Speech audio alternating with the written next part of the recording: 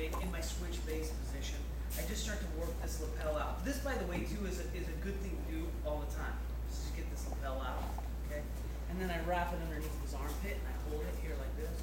And the thing is with this is, I mean, now I can control his shoulder and things like this. I mean, I can hold on to him forever here like this. If you want, you can even set this up from like a side control position. I'll sometimes do that. Or halfway between a side control crossbody. Controlling the head, blocking the hip, rest your legs, slide your legs back, and look on your toes. Your right knee comes in. Don't bring your right arm over. Pull the lapel out. The other one, then go right into your switch base position. Right? Okay? Or, if you want, while you're hanging out here, hip connection, just pull his lapel out, pass it underneath of his armpit, grab it over here like this. Okay, so that's all I'm doing here. And I'm just wrapping it, see how I'm getting it right tight underneath his armpit, here like this. Okay? Then what I like to do from here is, remember how I told you not to put your elbow on the mat because that'll take off some of the weight, okay? Now put your elbow on the mat so you can take some of the weight. Because as soon as I take some of the weight off, everybody wants to turn into me, right? That's natural. Now step over and drop your knee down to the mat, okay? And then just like you're starting a lawnmower, pull up on the lapel. Okay? It's tight in it. It's great. It's so awesome. I get so excited about these things. All right. Sorry. Okay. So here, right, switch base.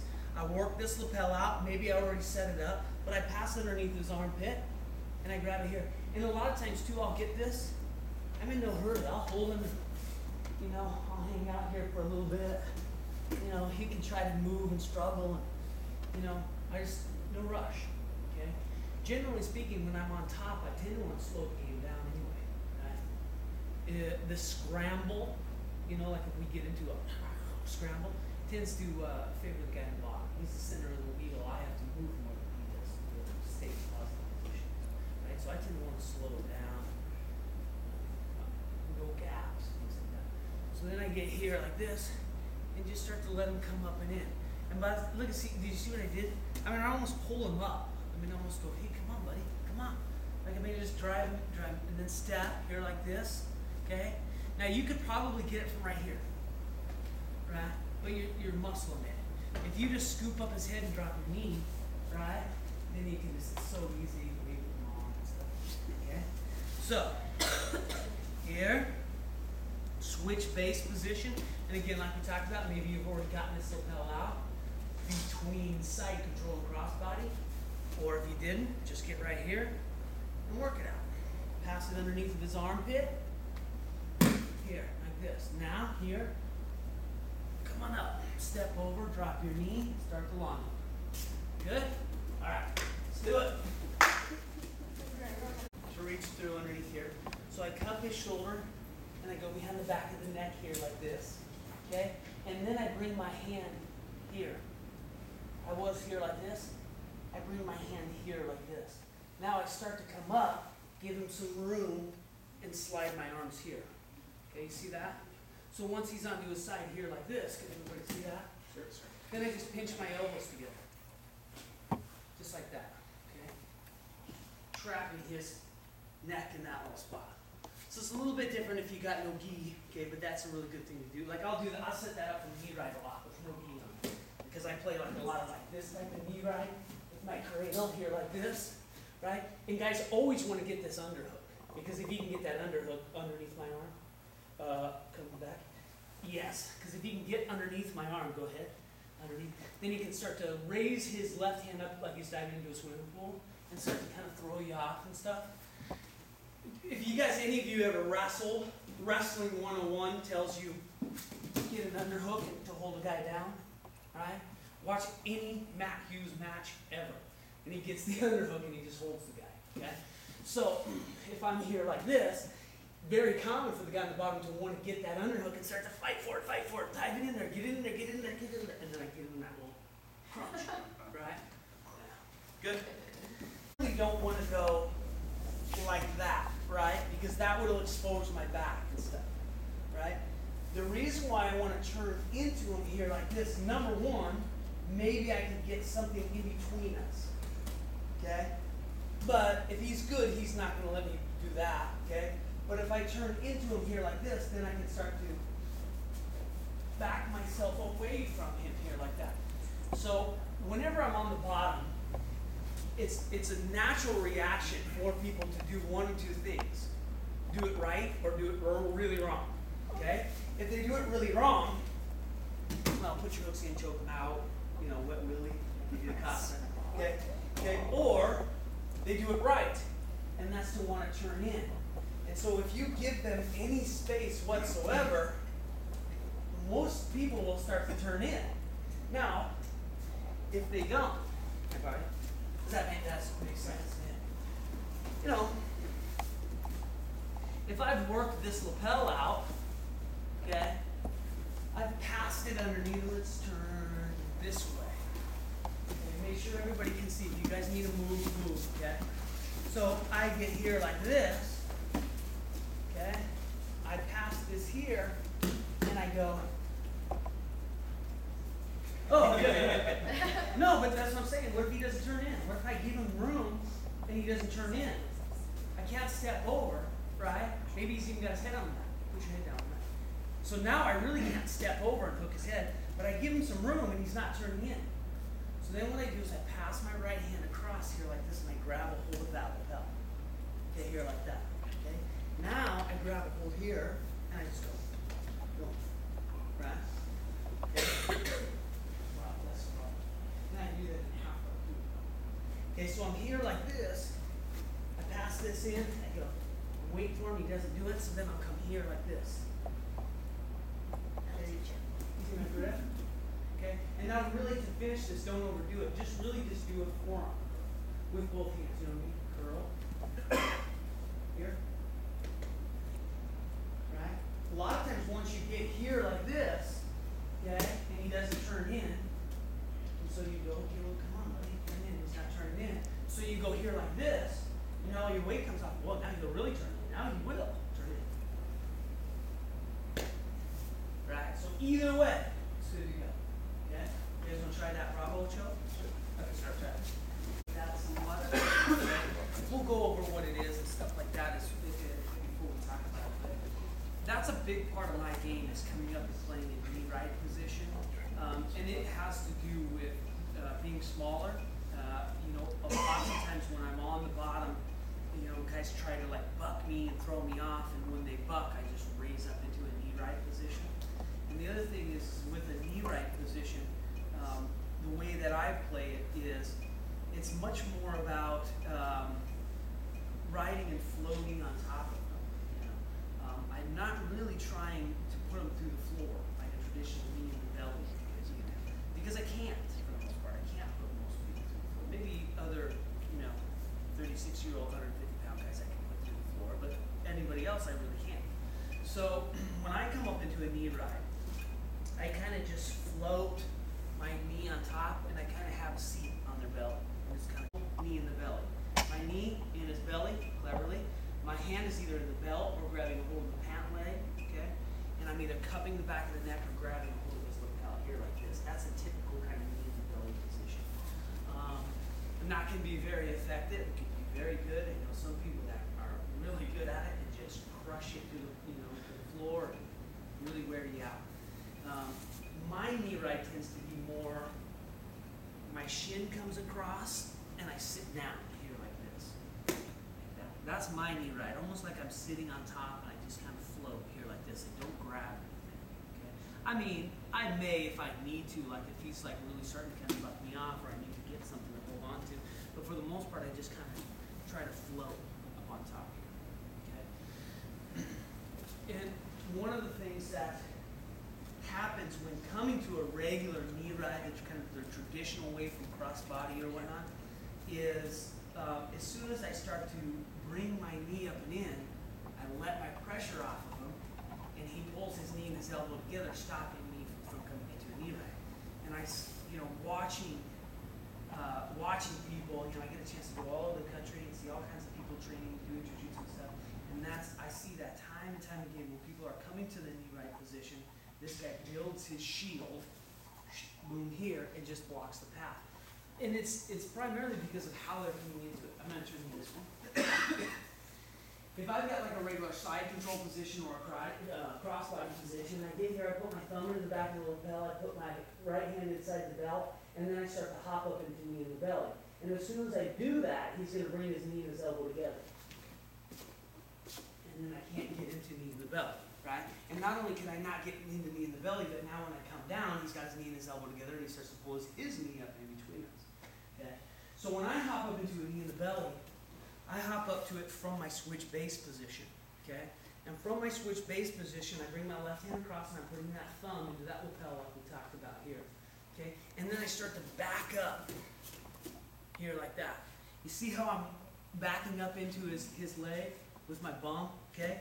And then I just bring my right knee up to my chest. And then I get here like that, and now I'm in a knee right position. Okay? So from here, switch base, I put my thumb inside that lapel here. I can post my hand under the mat just a little bit, keeping my balance a little bit, and then I drive just to create a little bit of space here. He can't pull his knee and his elbow up, okay? And then I bring my knee up, and I just sit down here on his right like this. Now I can let go of that if I want, okay? Yeah. You're controlling his right leg when you go back with your right arm? His right leg? Or his left leg? His left leg with my right arm? Yeah. No, You're no. not trying to pin it or Not really. More than anything, I'm just trying to keep my foot and float around and stuff like that. It's not, he can't really reach it, but if he does, I'm okay with that, right? Because I want his arms and stuff like that. That helps me. That's a good thing. Okay? So, but most of the time I just kind of hang it out here like this. And see how I'm sitting down? I'm not up like this. I'm sitting down because that just kind of allows me to kind of swivel on my hips. And if he starts to try to move or get out, I just kind of float and roll, right? And ride and here. Okay? It's really, it's good. You can do a lot of good things for me. Okay, so here, my thumb comes in. Okay, and we'll just keep that thumb in there for now. My hand comes to the mat, back my hips up, pull my knee in, sit down. Just get to this position for me. Okay? Alright, grab your partners. Let's do it. Like this, okay? I'm riding him here like this. I put my thumb inside that cross lapel, posted my hand a bit, I back myself up, and I pull my knee in here like this. Okay? Now one of the first reactions, because I'm kind of floating here, is again, what? Everybody does it. They turn in. Here. My right hand slides all the way into that bottom lapel here like this. Okay? I put my right elbow down to his chest, and I just... Okay? So I'm here. A lot of times too, and this is, know that I'm about to do this if I do this to you. A lot of times I open it up here like this, and I get it in there nice and deep before I hop up into a knee right. And then when he turns to see a flare here like that, nice and tight. Okay? So if I'm here, hanging out, I'm riding, you know, I was trying to take those arms, I was trying to do some Kimuras, I was doing all kinds of things. I put my thumb inside that lapel, back myself up, I pull my knee up and in here like this, look. Okay? That also really encourages the guy to turn in. He's here facing you like this, and you start to go like that. He wants to turn in. Look at that. The right hand comes here. Nice. I just bring my head down nice and tight to his, cheek to cheek like we're dancing, and then forearm curl stomp. Okay? That's good. One more time. Here. This one comes in.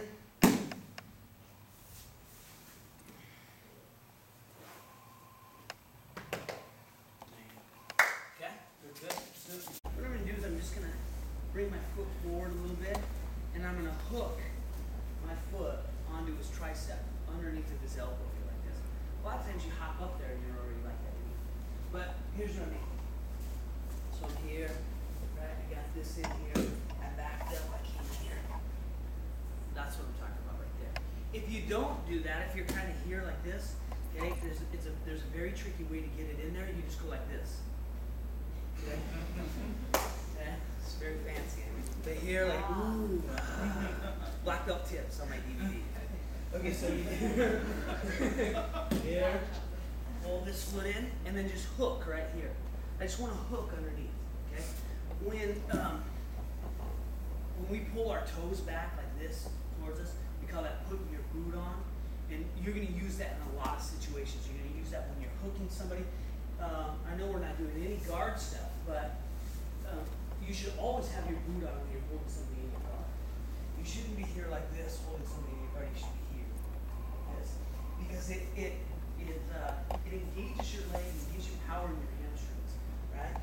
So like if I want to break somebody's posture down, I don't have ballerina toes here like this and try to pull them to me. I put this little band in and I go.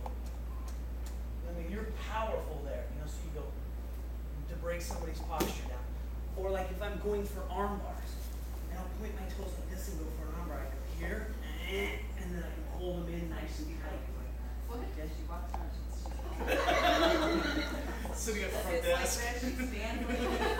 See? That's good. So I'm here, thumb comes in, back up, my knee comes in, and I hook. Here like this, okay? Once I hook, I like to someone kind of get my hand out here like this, so you can kind of float here. Now what I'm going to do is I'm going to start to lean to my right. And when I lean to my right, I'm just going to carry his arm with me here like this. And then I'm going to hook it, and I'm going to step over his head. And then I can sit down and arm bar him if I want, or I can arm bar him that way, just depends on how he turns me, okay? So here, okay, because everybody wants to be like this, keeping their arms in. So you here, back up, here like this. Okay? If I just go like this, he's not going to let me just pull his arm out, right? And if I did start to do that, he doesn't even do jujitsu, he'd know, well, I'm not letting him grab my arm, right? But if I go here like this, look at that. Easy. Now I can step over his head.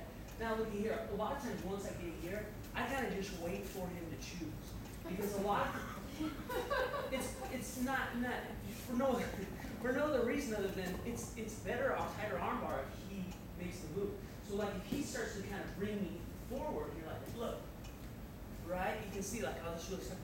Or then a lot of times they go, no, that's not gonna be good. So then he sits back or turns into me. Here I just hook his leg, finish the arm bar here. So I mean, I just got it, right? So it's up, done.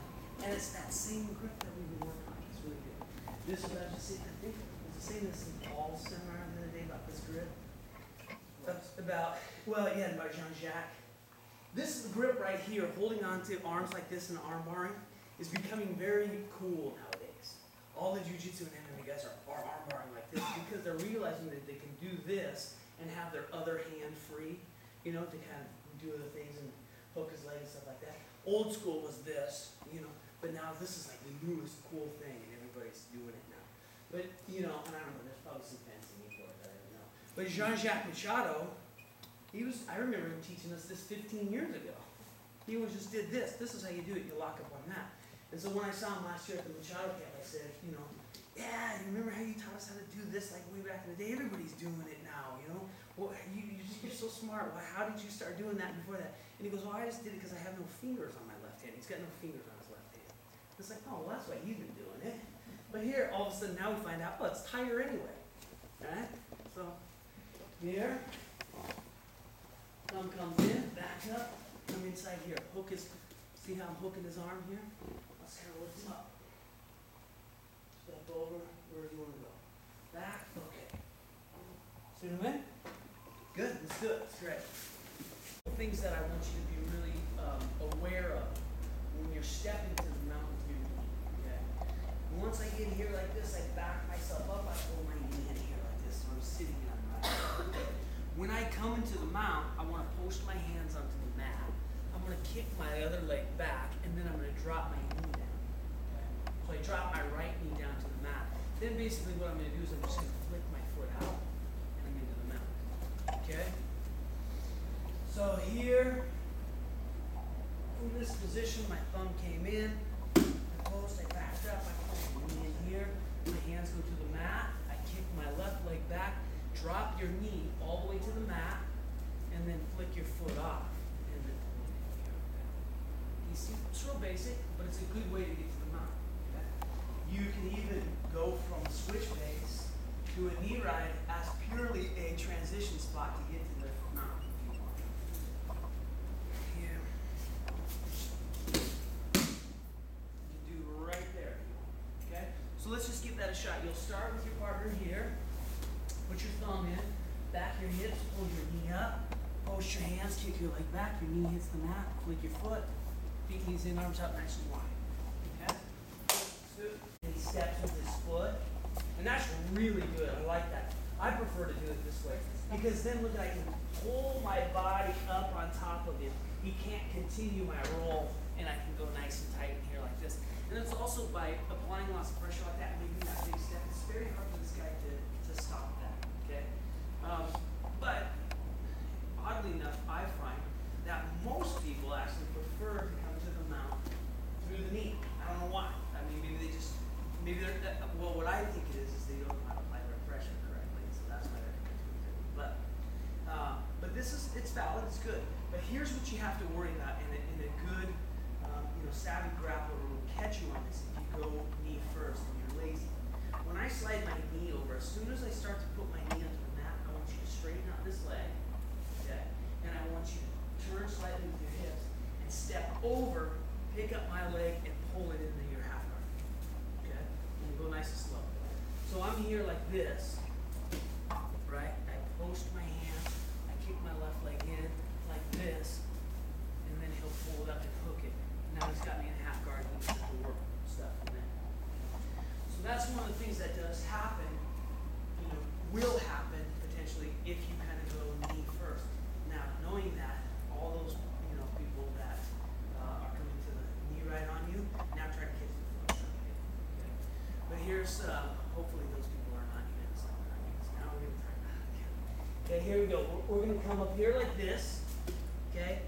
We post our hands. Now again, remember, we'll do it one more time. I kept my leg in. When I flick my foot here, he's going to straighten out his left leg and he's going to step over and pull it in. Okay, right? So here, I just always do this when I come to a mount position from the knee right. Whether I think the guy knows it or not, it's just safe. Okay, same thing. You're going to hook that foot, okay?